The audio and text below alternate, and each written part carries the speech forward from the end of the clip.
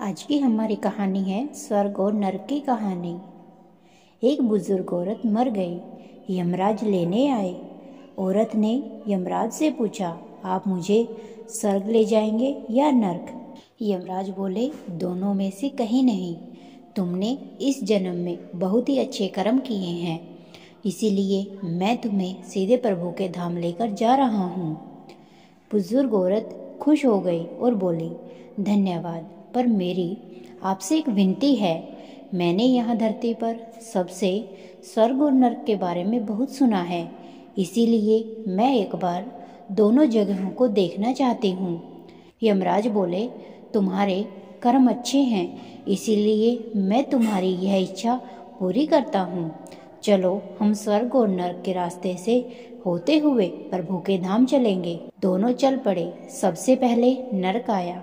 नरक में बुजुर्ग औरत ने जोर जोर से लोगों के रोने की आवाज़ सुनी। वहाँ नरक में सभी लोग दुबले पतले और बीमार दिखाई दे रहे थे। औरत ने एक आदमी से पूछा, यहाँ आप सब लोग की ऐसी हालत क्यों है? आदमी बोला, तो और कैसी हालत होगी? मरने के बाद जब से यहाँ आए हैं, हमने एक दिन भी खाना नहीं खाया। भूख से हमारी आत्माएं तड़प रही हैं। बुजुर्ग औरत की नज़र एक विशाल पतीले पर पड़ी, जो कि लोगों के कद से करीब 100 फीट ऊंचा होगा। उस पतीले के ऊपर एक विशाल चम्मच लटका हुआ था। पतीले में से बहुत ही शानदार खुशबू आ रही थी। बुजुर्ग औरत ने उस आदमी से पूछा, इस पतीले में क्या है? आदमी मायूस होकर बोला, ये पतीला बहुत ही स्वादिष्ट खीर से हर समय भरा रहता है। बुजुर्ग औरत ने हैरानी से पूछा, इसमें खीर है तो आप लोग पेट भर के ये खीर खाते क्यों नहीं?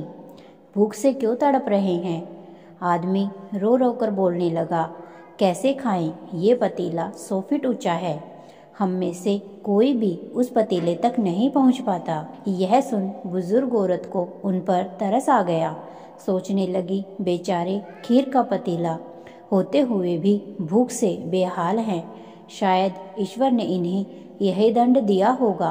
अब यमराज बुजुर्ग औरत से बोले, चलो हमें देर हो रही है। दोनों चल पड़े।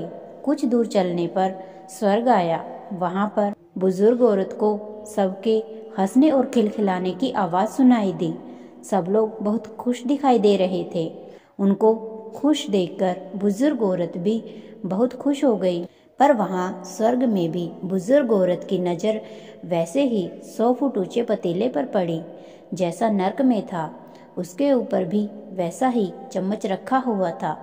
बुजुर्ग औरत ने वहाँ लोगों से पूछा, इस पतीले में क्या है? स्वर्ग के लोग बोले, इसमें बहुत ही स्वादिष्ट खीर है।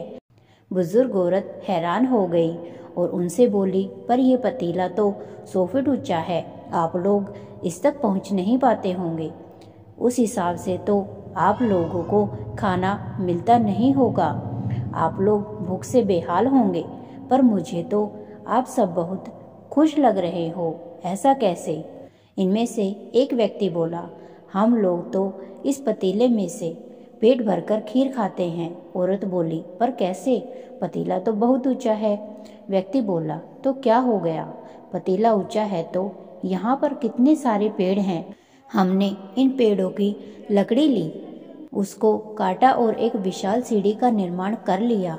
उस लकड़ी के सीढ़ी के सहारे हम पतीले तक पहुँचते हैं और सब मिलकर खीर का आनंद लेते हैं। बुजुर्ग औरत यमराज की तरफ देखने लगी। यमराज मुस्कुराए और बोले, ईश्वर ने स्वर्ग और नरक मनुष्य के हाथ में सौंप रखा है। चाहे तो अपने लिए नरक बना ले, चाहे तो अपने लिए स्वर्ग। ईश्वर ने सबको एक समान हालातों में डाला है। उसके लिए उसके सभी बच्चे समान हैं। वह किसी से भेदभाव नहीं करता। वहाँ नरक में भी पेड़ पौधे सब थे, पर वह लोग खुद ही आलसी हैं। उन्हें खीर हाथ में ही चाहिए। वह कोई कर्म नहीं करना चाहते, कोई मेहनत नहीं करना चाहते, इसीलिए भूख से बेहाल हैं। क्योंकि यही तो ईश्वर की बनाई इस दुनिया का नियम है। जो कर्म करेगा, मेहनत करेगा, उसी को मीठा फल खाने को मिलेगा। स्वर्ग के सपने छोड़ दो, नरक का डर छोड़ दो। बस आपकी वजह से किसी का दिल न दुखे, इतना सोचो और बाकी सब कुदरत पर छोड़ दो।